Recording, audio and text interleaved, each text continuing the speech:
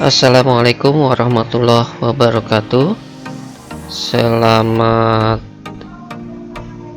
pagi dimanapun kalian berada. Kita ketemu lagi pada mata kuliah Koperasi Kelembagaan Pertanian. Ini pertemuan ke 5 atau ke 6 ya, saya sudah lupa ini. Bagaimana kabar kalian?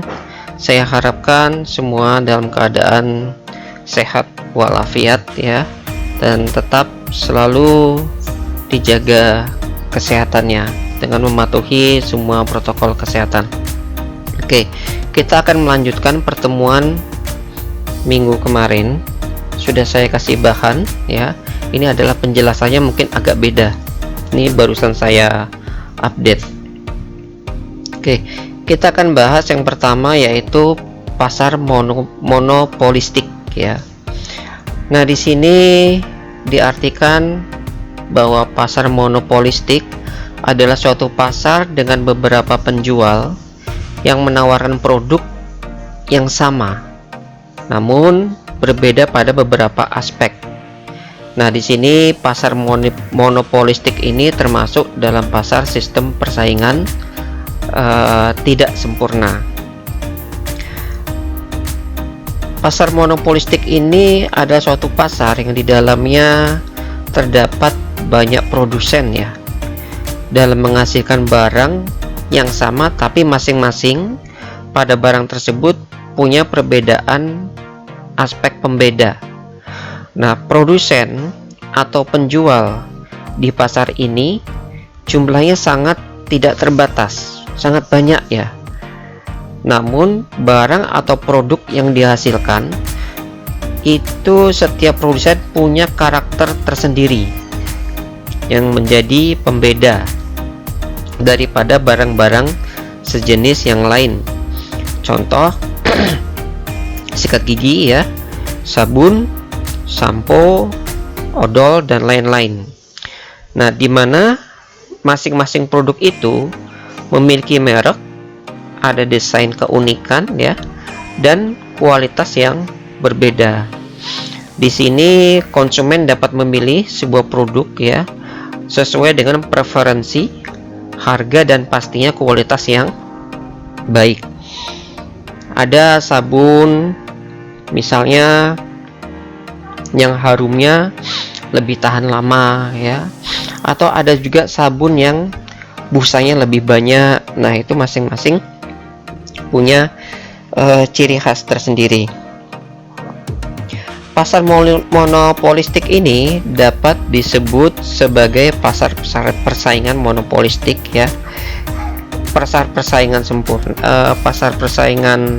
tidak sempurna ya, merupakan salah satu bentuk pada pasar persaingan yang tidak sempurna. Maksudnya yaitu pasar yang tidak terorganisir dengan baik. Di dalam pasar ini harga tidak menjadi faktor utama dalam penentu angka penjualan, namun bagaimana persepsi konsumen terhadap produk yang dijual. Nah, dalam hal ini perusahaan yang ada di pasar monopolistik itu harus selalu aktif dalam melakukan promosi terhadap produk sekaligus yang dijual untuk menjaga citra perusahaan tersebut. Itu sekilas tentang pasar persaingan monopolistik.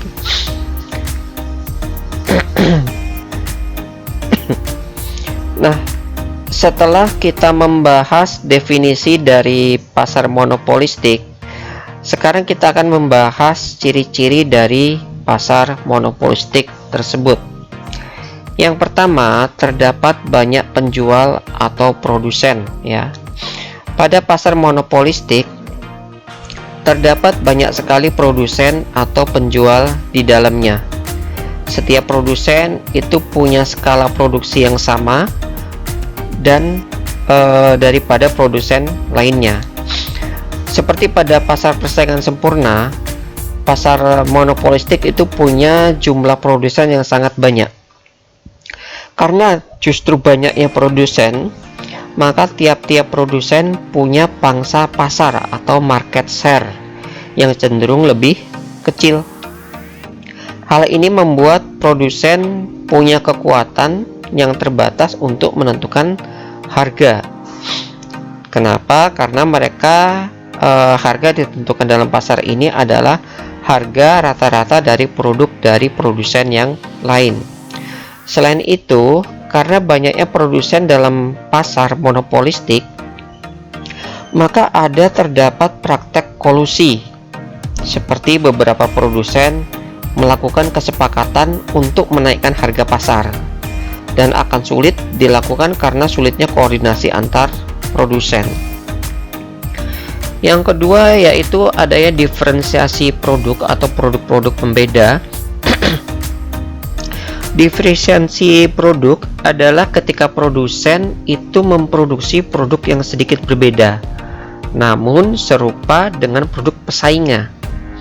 Contoh, merek Adidas, merek Nike atau Nike kan, Puma ya, itu sama-sama memproduksi sepatu ya, sepatu untuk jogging. Namun tiap produk mereka punya ciri khas tersendiri. Nah, di dalam pasar monopolistik, ketika harga dari salah satu produsen naik, sedangkan harga produk dari produsen lain tetap konstan gitu ya, maka permintaan akan produk tersebut akan turun. Contoh, ketika Adidas menaikkan barang ya, naikkan harga, namun naik ya, terus Puma tidak, maka konsumen itu akan beralih untuk memberi produk penggantinya atau substitusinya. Nah, diferensiasi produk sendiri itu dapat dilakukan dari segi karakternya atau karakter produk maupun dari segi kualitas produk.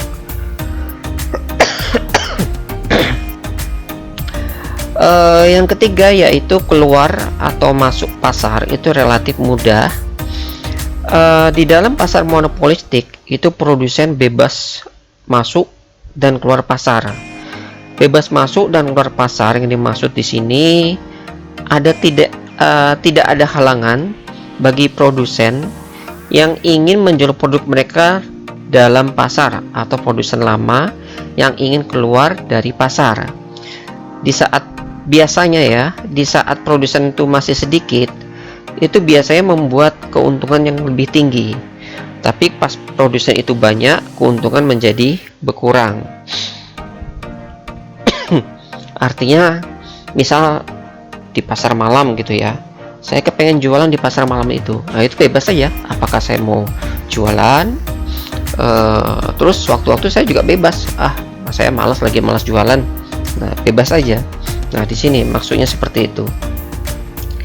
Yang keempat yaitu produsen bersaing dari segi kualitas, harga, serta cara pemasaran produk mereka. Nah, karena produk yang ada pada pasar monopolistik cenderung serupa, maka produsen itu akan bersaing dari segi kualitas, harga, serta cara pemasaran produk mereka masing-masing. Produsen akan berlomba-lomba memperbaiki kualitas produknya, seperti melalui desain produk ya, atau jasa-jasa servis yang diberikan kepada konsumen. Dari kualitas produk tersebut, biasanya produsen dapat mengatur harga produknya. Ketika produk yang diproduksi memiliki kualitas yang tinggi, maka produsen dapat memberikan harga yang tinggi kepada produk tersebut. Namun, produsen harus meyakinkan konsumen bahwa produk mereka adalah produk dengan harga yang tinggi dan juga memiliki kualitas yang bagus. Oleh sebab itu, untuk meyakinkan konsumen, produsen harus melakukan trik pemasaran yang tepat, seperti membuat kemasan yang lebih mewah ya, memberikan insentif seperti bonus kepada produk lain ya, bonus produk lain maksudnya, ataupun melalui iklan-iklan yang menyatakan bahwa produk mereka lebih baik dibandingkan dengan produk yang serupa. Dan kemudian berikutnya yaitu produsen itu harus melakukan yang namanya aktivitas promosi. Nah, di sini salah satu yang sering dilakukan dalam pasar monopolistik yaitu membentuk persepsi konsumen pada produk yang akan dijual. Maksudnya yaitu dengan cara berpromosi atau beriklan secara rutin kepada produk-produk yang dijual. Nah, terakhir yaitu harga produknya tidak sama ya. Nah, di sini harga produk pada pasar monopolistik tidak sama di semua pasar, namun berbeda sesuai dengan keinginan penjual. Itu tadi ciri pasar persaingan monopolistik. Nah, sekarang kita akan membahas bagaimana kelebihan dan kekurangan dari pasar monopolistik ya. Kita bahas dulu keuntungannya atau kelebihannya. Di sini yang pertama yaitu banyaknya produsen dalam pasar, sehingga konsumen itu punya banyak alternatif produk ya. Jika produk yang biasa dibeli konsumen itu tidak ada, konsumen dapat dengan mudah memilih produk serupa dari produsen yang berbeda. Selain itu, konsumen juga dapat menentukan pilihan produk sesuai dengan kepuasannya. Misal kita mencari di pasar itu beras ya. Nah, beras ternyata lagi langka, nggak ada. Tapi di situ ada jagung dan ada singkong. Nah, itu kan bisa jadi pengganti gitu ya. Sama-sama karbohidrat. Kemudian yang kedua, produsen dapat bebas keluar dan masuk pasar karena tidak ada hambatan yang berarti. Itu salah satu kelebihan juga.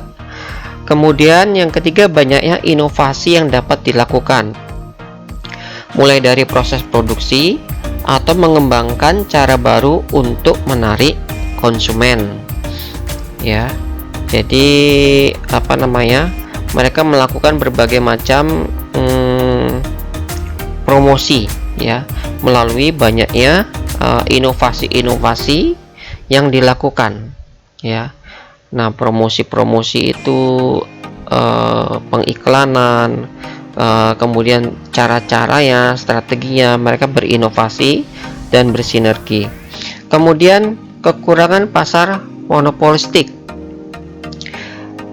Yang pertama yaitu banyaknya produsen. Banyaknya produsen dalam pasar itu membuat persaingan yang ketat. Dalam pasar monopolistik, beberapa perusahaan besar itu akan memiliki pangsa pasar yang dominan, bisa mencapai 30-40%. Kemudian sisanya dipegang oleh banyak perusahaan-perusahaan kecil. Contoh, pangsa pasir air mineral kemasan di Indonesia itu didominasi oleh Aqua, itu hampir 90% pada tahun 2008. Kemudian 10% dipegang oleh perusahaan yang lain. Apalagi sekarang ya, ini bukan aja Aqua, tapi banyak lagi merek-merek yang lain. Kemudian adanya persaingan inovasi produk. Di sini karena produsen harus selalu mengembangkan inovasi agar dapat selalu bersaing. Nah, di sini akan berdampak kepada akan munculnya biaya inovasi yang akhirnya akan dibebankan kepada konsumen melalui kenaikan harga produk. Nah, dari yang ketiga yaitu biaya persaingan tinggi. Besarnya biaya persaingan yang harus dikeluarkan seperti iklan, insentif ya. Terkadang beberapa iklan justru tidak tepat sasaran sehingga menghabiskan biaya yang cukup besar. Ya, biaya insentif seperti bonus produk lain juga akan menimbulkan biaya-biaya tambahan. Sering itu ya kalau kita lihat di online shop,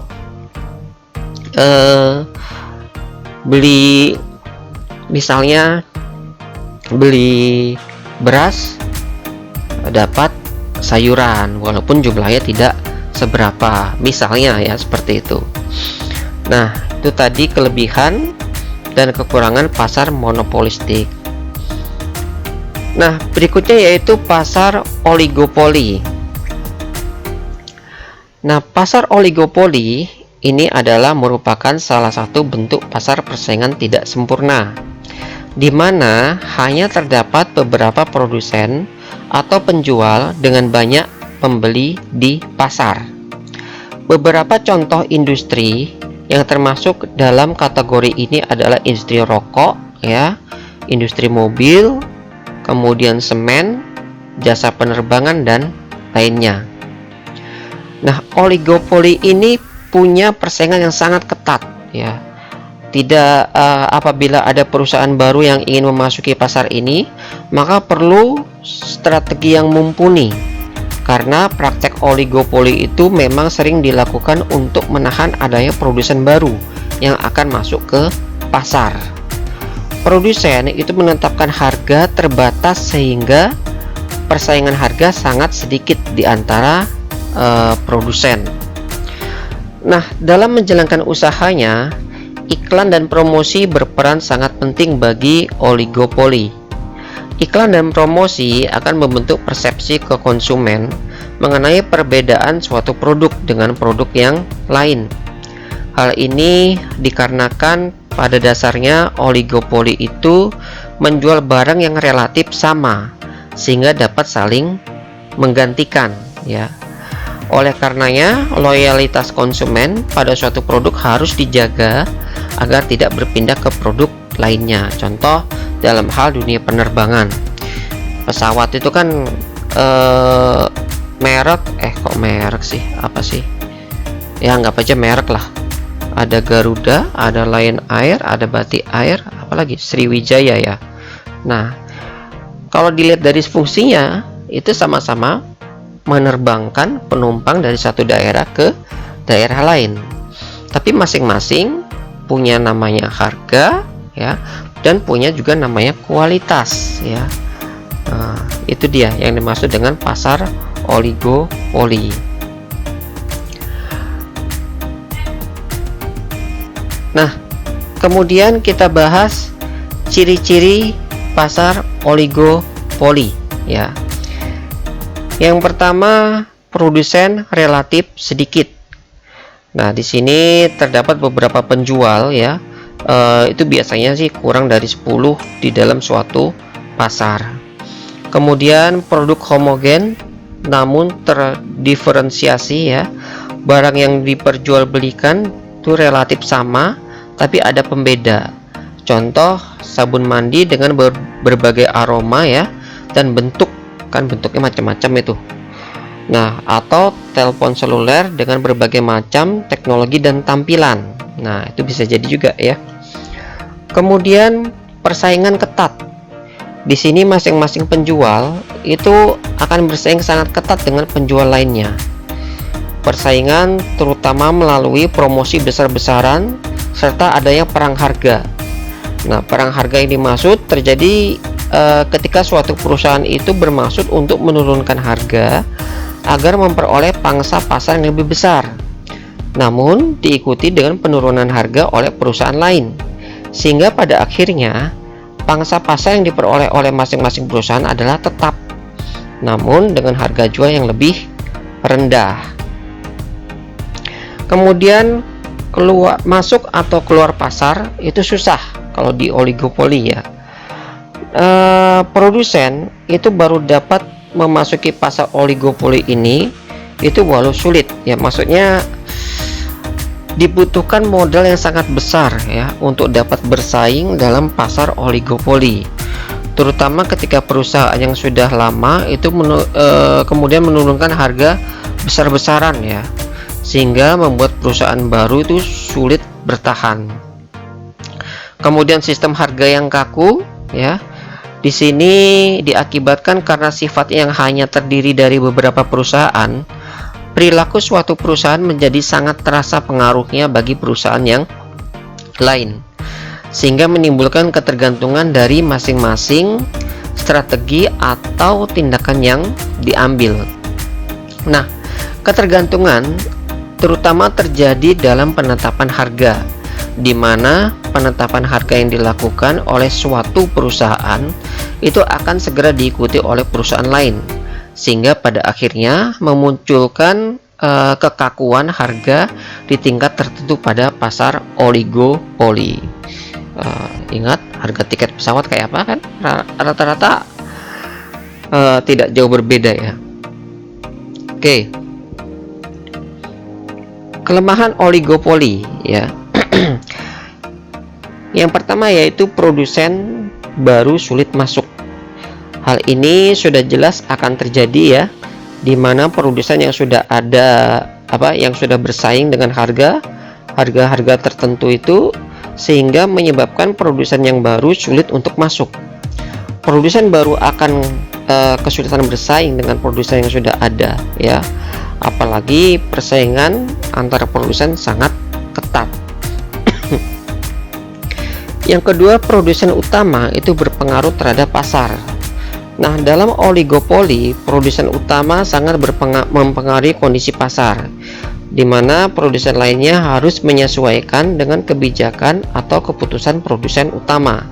Misalnya, saat produsen utama menaikkan harga atau menurunkan harga, maka yang lain mau nggak mau itu harus menyesuaikan. Berikutnya yaitu strategi marketing ini wajib perfect ya, atau sempurna lah. Kenapa? Karena dengan ketatnya persaingan antar produsen, itu inovasi produk harus selalu dibuat.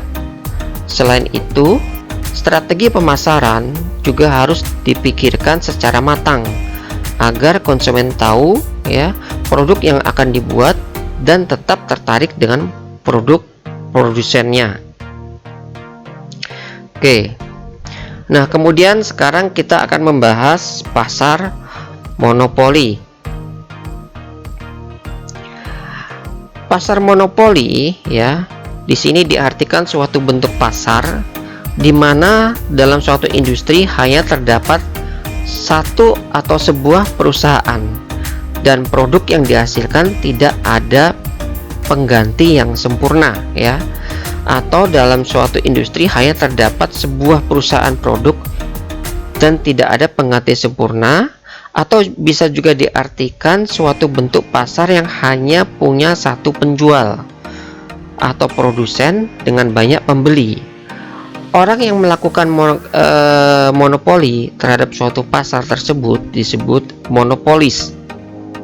Nah, karena hanya ada satu penjual di pasar, maka monopolis bertindak sebagai penentu harga. Monopolis dapat menentukan harga dengan cara menambah atau mengurangi jumlah barang yang disediakan oleh pasar. Contohnya apa yuk di sekitar kalian? Harga BBM, nah itu termasuk monopoli. Apalagi PDAM, PLN ya, nah, itu termasuk monopoli ya. Nah, berikutnya kita bahas ciri-ciri pasar monopoli. Yang pertama yaitu terdapat satu penjual dengan banyak pembeli ya. Karena sifatnya ini, pembeli tidak bisa beralih ke penjual lain. Meskipun kita merasa dirugikan dengan harga yang sudah ditetapkan. Kenaikan BBM misalnya ya, mau nggak mau karena kita ya nggak ada barang pengganti.